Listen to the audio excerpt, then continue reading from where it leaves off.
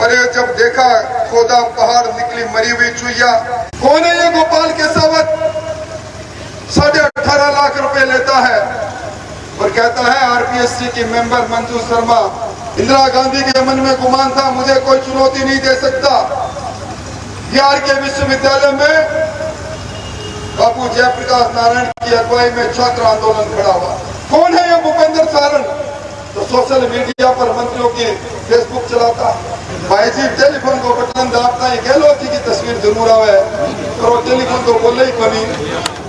मैं तो भाई चेक रखी टेलीफोन को कब मैंने मौको लागो तो मैं थानी सोगन को गहलोत गलती क्यों तो फेंक के मारूंगा। दीवार पर लिख देना इस पूरे जिले के अंदर कांग्रेस का विधायक बताना और मेरी कोठी से 1 लाख रुपए इनाम का ले जाना। भाइयों 2023-24 में जब गहलोत सरकार आखिरी बजट बना रही थी, उन्होंने एक ऐलान किया, मेरा बजट इस प्रदेश के नौजवानों को समर्पित होगा, युवाओं को समर्पित होगा। हम सब ने सोचा सरकार की आखिरी मोड़ पर सरकार खड़ी है, नौजवानों के लिए सरकार रोजगार की सौगात लेकर आएगी, नौजवानों का अधिकार संपन्न बनाएगी। पर जब देखा खोदा पहाड़ निकली मरी हुई चुईया और सरकार के कर्मों को देखा और सरकार ने जिस प्रकार नौकरी की लूटने की छूट अपने सरपरस्ती में लोगों को दी, पेपर लीक भीख सरकार का हिस्सा बन गया। आज का नौजवान कुंठित हो गया।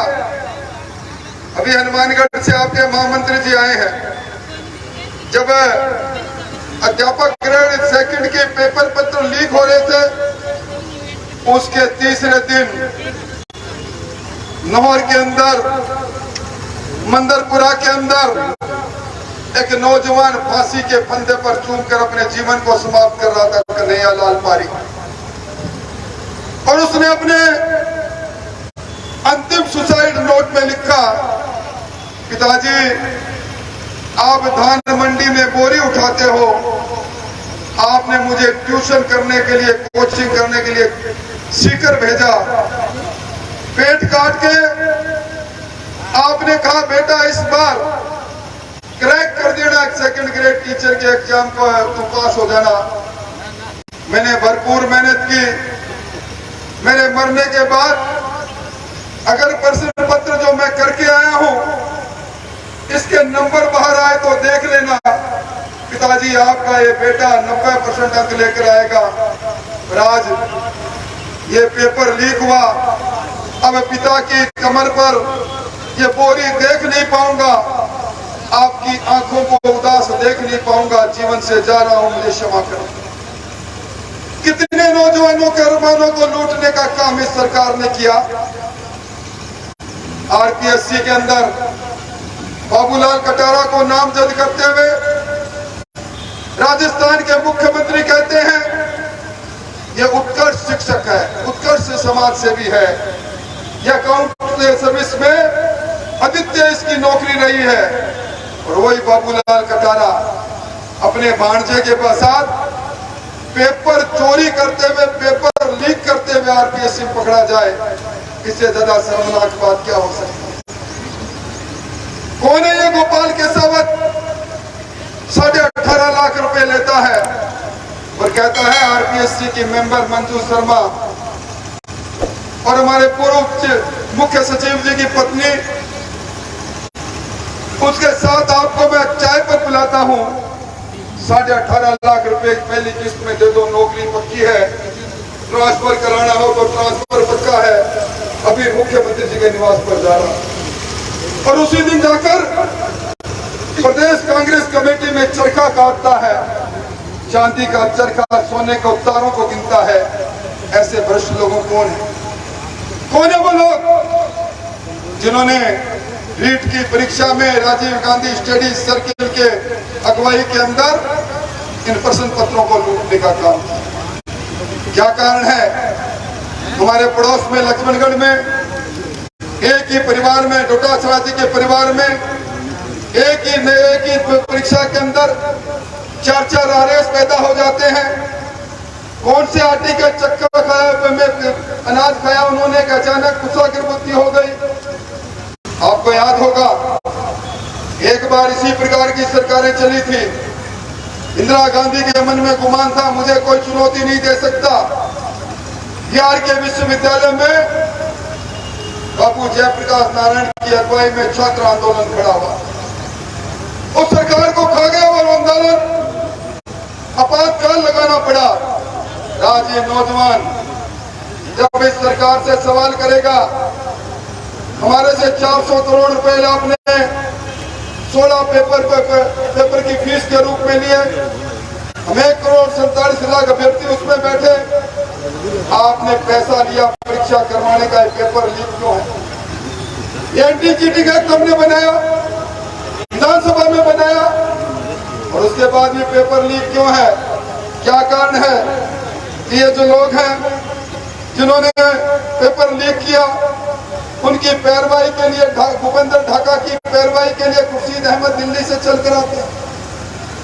क्या है ये माजरा? कौन है ये भूपेंद्र सारण तो सोशल मीडिया पर मंत्रियों की फेसबुक चलाता है, जिसकी सरपरस्ती के अंदर आज इन नौजवानों के साथ अन्याय हो रहा है।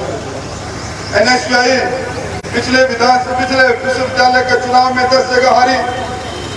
इस बार की हार सुनिश्चित थी क्योंकि बेरोजगारी भत्ता के नाम पर नौजवान ठगा गया था। नौजवान को कहा तो यह था 10+2 कर लेना, नौकरी जब तक नहीं लगेगी 35 रुपए आपको वजीफा मिलेगा। उस समय 27 लाख नौजवान थे जिन्हें बेरोजगारी भत्ता मिलना चाहिए था। सरकार ने अलग अलग शर्त लगाकर उनको 2 लाख में समेट कर छोड़ दिया। इसलिए भाइयों, इस सरकार को चुनौती देने का समय है। सरकार अंतिम सीढ़ी पर खड़ी है। अगली बार 1 महीने बाद जब सितंबर की 16, 17, 20 तारीख होगी, यहाँ आदर्श आचार संहिता मिल जाएगी। सरकार का कार्यकाल समाप्त हो जाएगा। इस सरकार ने राजीव गांधी युवा वॉलंटियर्स के नाम पर, महात्मा गांधी युवा वॉलंटियर्स के नाम पर कुछ नौजवानों को खरीदने का काम किया। किसी को 14,000, किसी को 17,000। ये कहा है हमारी सरकार की योजनाओं को आगे बढ़ाओ। भाइयों, महंगाई राहत की बात अभी मुझसे पहले चली। आज के अखबारों ने लिखा है राजस्थान के अंदर सर्वाधिक महंगाई इस पूरे वित्त वर्ष के अंदर देश में रही। 9.47% महंगाई की दर रही। आज ये सरकार 5 साल की सरकार है या 5 महीने की सरकार? सरकार को अब स्मार्टफोन देने की बात याद आई। अभी मुझसे मेरे निवास पर एक बहन मिली, टेलीफोन लेकर आई थी, सैमसंग का टेलीफोन दिखा रही थी और मुझे कह रही थी अपनी भाषा में, भाई जी टेलीफोन को बटन दाबता है, गहलोत जी की तस्वीर जरूर आवे और वो टेलीफोन को बोले ही बनी।